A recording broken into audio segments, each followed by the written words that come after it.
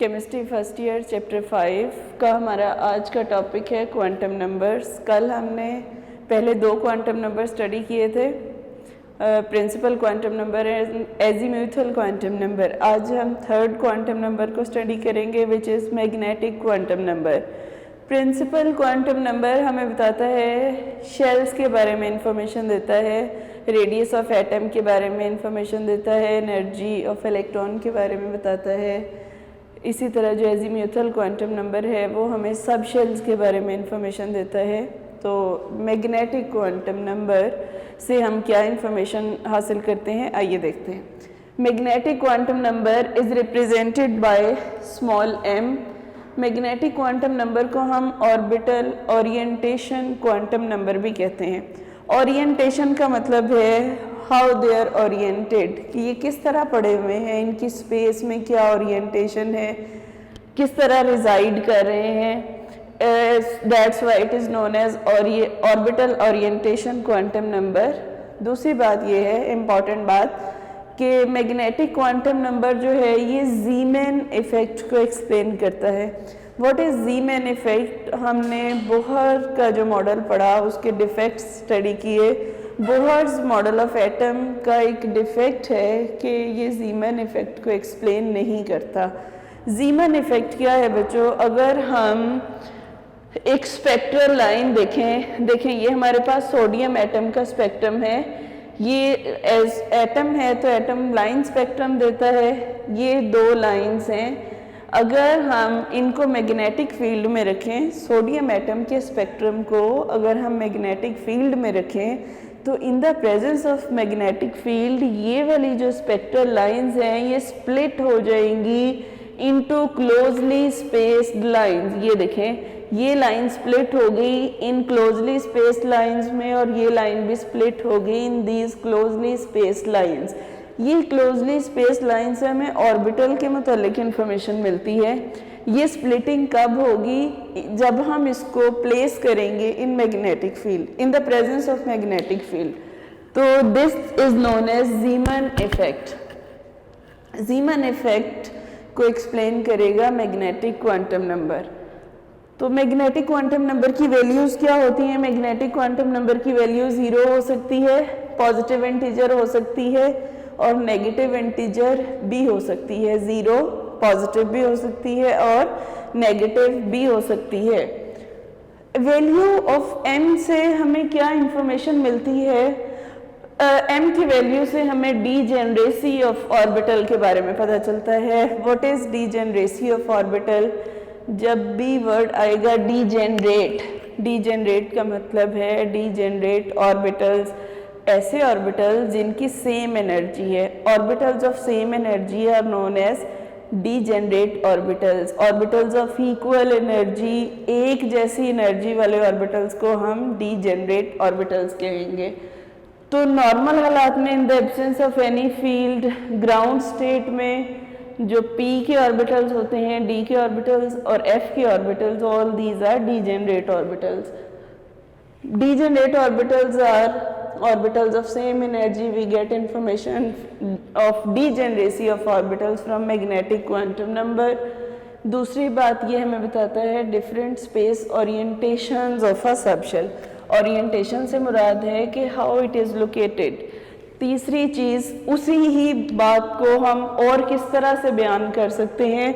उस बात को हम कह सकते हैं कि how a subshell can be arranged along x, y and z axis. तो बच्चों ये ओरिएंटेशन ही होती है ना कि कोई ऑर्बिटल x एक्सिस के अलोंग है, y एक्सिस के अलोंग है या z एक्सिस के अलोंग है, या वो किसी भी एक्सिस के अलोंग नहीं है, बिटवीन द एक्सिस है। अगर कोई ऑर्बिटल एक्सिस के ऊपर लाई कर रहा है तो हम उसे एक्सियल ऑर्बिटल कहेंगे, और अगर कोई ऑर्बिटल बिटवीन द एक्सिस है तो हम उसे नॉन एक्सियल ऑर्बिटल कहेंगे। देखेंगे रिलेशन क्या है between azimuthal quantum number and magnetic quantum number. Azimuthal quantum number से हमें सबशेल से मुतालिक इंफॉर्मेशन मिलती है और मैग्नेटिक क्वांटम नंबर से हमें उनकी ओरिएंटेशन से मुतालिक इंफॉर्मेशन मिलती है। m की वैल्यू हमेशा l की वैल्यू पर डिपेंड करेगी। l क्या है? l is azimuthal quantum number. m क्या है, m is magnetic quantum number. किसी भी सबशेल में ऑर्बिटल्स को फाइंड करने का क्या फॉर्मूला है, m is equal to 2l plus 1, where l is equal to azimuthal quantum number. हमें पता है l की वैल्यू s के लिए 0 होती है, p के लिए 1 होती है, d के लिए 2 होती है और f के लिए 3 होती है। हम ये वैल्यूज पुट करेंगे तो हमारे पास नंबर ऑफ ऑर्बिटल्स आ जाएंगे। नेक्स्ट है s सबशेल। s सबशेल के लिए l की वैल्यू यानी एजीम्यूथल क्वांटम नंबर की वैल्यू 0 होगी, m की वैल्यू भी 0 होगी। m की वैल्यू 0 होने का मतलब ये है कि ये स्पेस में किस तरह से ओरिएंटेड है। ये स्पेस में स्फेरिकली सिमेट्रिकल है। स्फेरिकल का मतलब ये गोल है, सर्कुलर है और उसकी electron density along X Y and Z axis एक जैसी है। इलेक्ट्रॉन तमाम जगहों पर एक ही जितने पाए जा रहे हैं, इसलिए हम इसको कहते हैं स्फेरिकली सिमेट्रिकल। एक और अहम चीज़ जो यहाँ पे है वो ये है कि अगर k शेल का s होगा तो हम उसे कहेंगे 1s, अगर l का होगा तो हम उसे कहेंगे 2s, m का होगा तो उसे कहेंगे 3s। देखिए जी, l का जो होगा साइज छोटा होगा s का, सॉरी k का जो s होगा उसका साइज छोटा होगा, l में जाएंगे तो l का साइज बड़ा है, s का साइज बड़ा होता जाएगा। इसी तरह m में जाएंगे तो m का साइज चूँकि बड़ा है, तो यहाँ से हम कंक्लूड कर सकते हैं कि 1s is smaller in size than 2s and 2s is smaller in size than 3s, 3s is smaller in size than 4s and so on. p subshell जो है, p सबशेल के लिए l की value 1 होती है और m की value क्या हो सकती है, m की 3 वैल्यूज़ होंगी, एक होगी 0, एक होगी +1 और एक होगी -1। 0 वैल्यू होगी pz के लिए, -1 होगी px के लिए, +1 होगी py के लिए। हमने पिछले लेक्चर में डिस्कस किया था कि जो p ऑर्बिटल होता है इसकी शेप होती है डम्बेल, इस तरह से, एक लूब ये दिस वन और दूसरी लूब ये, इसको कहते हैं डम्बेल। 3 डम्बेल्स इस तरह से पड़े हुए होते हैं एक दूसरे के ऊपर, तो ये एक ही दिखाई देता है, इसको डम्बेल कहते हैं। यहाँ पे मैंने एक चीज़ लिखी हुई है 3-4 डीजेनरेट, या इसको कहेंगे ट्रिपली डीजेनरेट। इसका मतलब ये है कि ये 3 ऑर्बिटल्स हैं px, py and pz। These all 3 orbitals are of same energy, यानी डीजेनरेट हैं क्योंकि ये 3 हैं, इसलिए इनको ट्रिपली डीजेनरेट या 3-fold डीजेनरेट कहेंगे। डी सबशेल के लिए l की वैल्यू 2 है और m की 5 वैल्यूज़ होंगी। m की 5 वैल्यूज़ कौन कौन सी होंगी, 0, +1, +2, -1 और -2। 0 वैल्यू होगी dz स्क्वायर के लिए और -1 होगा तो dyz, -2 होगा तो dxy, +1 होगा तो dzx और +2 होगा तो dx स्क्वायर y स्क्वायर। ये 5 ऑर्बिटल्स हैं, d के 5 ऑर्बिटल्स हैं। इस 5 ऑर्बिटल्स की सेम एनर्जी है, इसलिए हम इनको कहेंगे 5-fold डीजेनरेट ऑर्बिटल्स। और इनकी जो शेप होती है डबल डम्बेल या सॉसेज शेप होती है, लाइक ऐसे।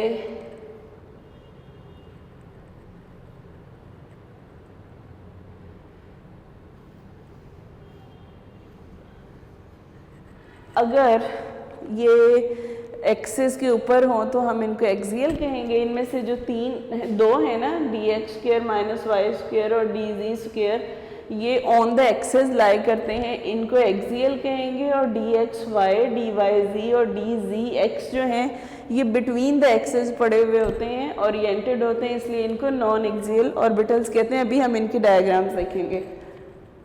Number of electrons in an orbital कैसे फाइंड किए जा सकते हैं। स्टूडेंट्स हमेशा याद रखें कि किसी भी ऑर्बिटल में मैक्सिमम 2 इलेक्ट्रॉन्स आ सकते हैं, मैक्सिमम 2 इलेक्ट्रॉन्स। ये एक इम्पॉर्टेंट MCQ भी है।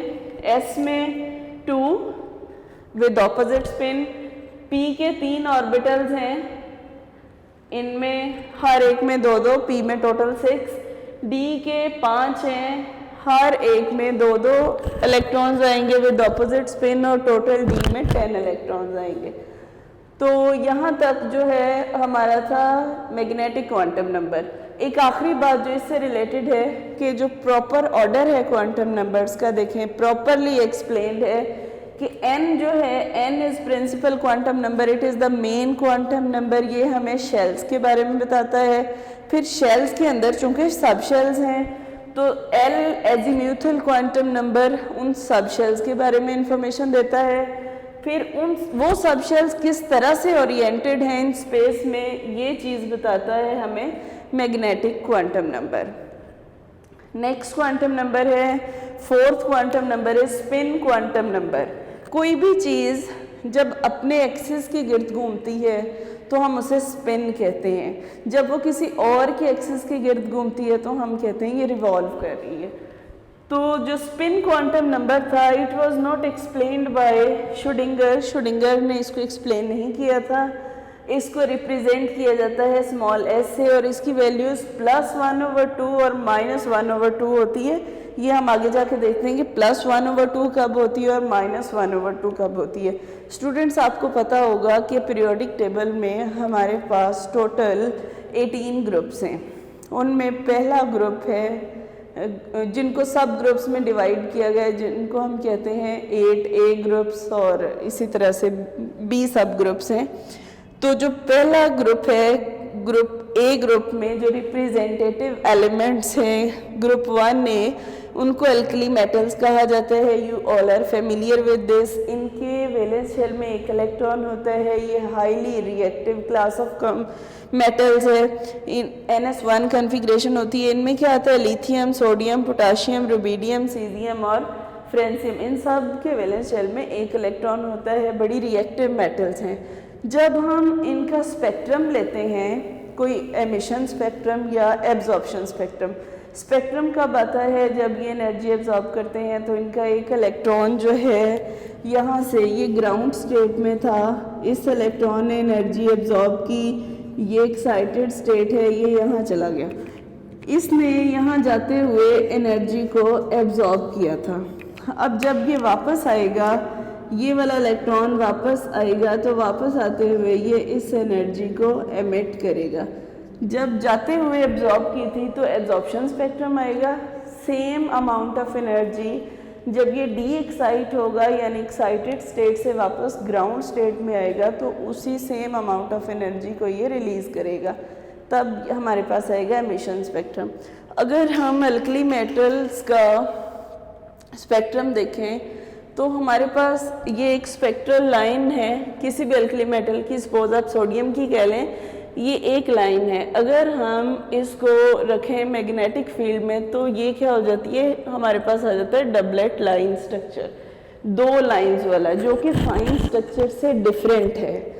तो इसकी फर्दर जो है वो एक्सप्लेनेशन दी गाउड स्मिथ ने, और उनके एक कोलीग थे ओलेनबेक, उन्होंने 1925 में इसको एक्सप्लेन किया स्पिन क्वांटम नंबर को। इन्होंने बताया कि जो इलेक्ट्रॉन है, इलेक्ट्रॉन एटम में न्यूक्लियस के गिर्द तो रिवॉल्व करता है अराउंड द न्यूक्लियस, लेकिन इसके साथ साथ ये जो न्यूक्लियस है इसमें इलेक्ट्रॉन है, ये न्यूक्लियस के गिर्द रिवॉल्व कर रहा है, लेकिन इसके साथ ही साथ ये वाला इलेक्ट्रॉन अपने एक्सिस के गिर्द भी रिवॉल्व करता है, और ये 2 तरह से रिवॉल्व करता है। इसकी स्पिन अपने एक्सिस के गिर्द रिवॉल्व करेगा तो हम इसको स्पिन कहेंगे। इसकी स्पिन या तो क्लॉकवाइज होगी या फिर एंटी क्लॉकवाइज होगी।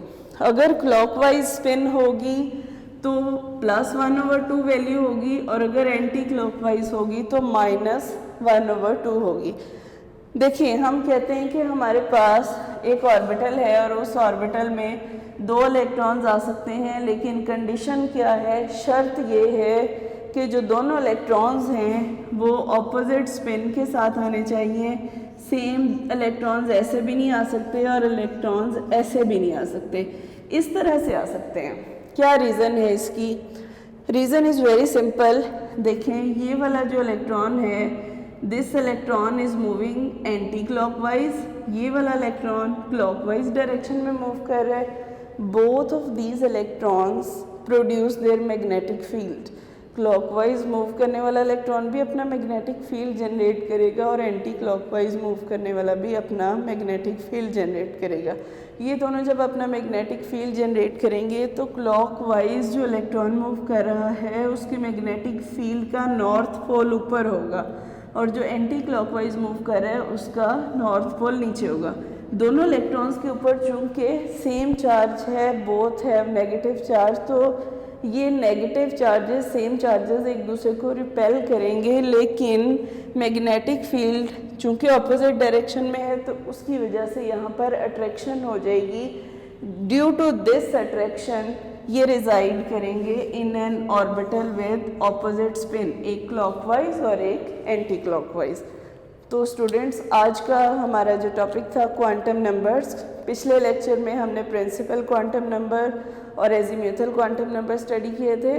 आज के लेक्चर में हमने मैग्नेटिक क्वांटम नंबर और स्पिन क्वांटम नंबर स्टडी किया है। Thank you so much, wish you all the best.